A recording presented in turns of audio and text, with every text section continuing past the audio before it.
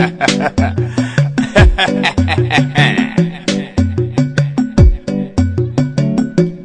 yeah, oh, slow. Oh yeah.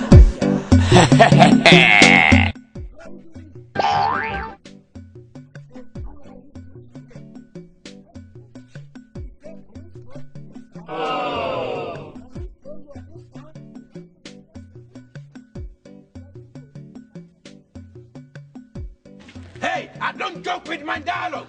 I say, why? How are you doing?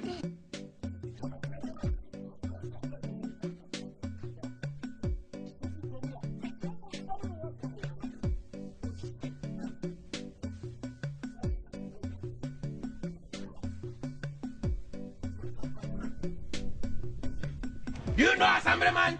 Assemblyman? Yes.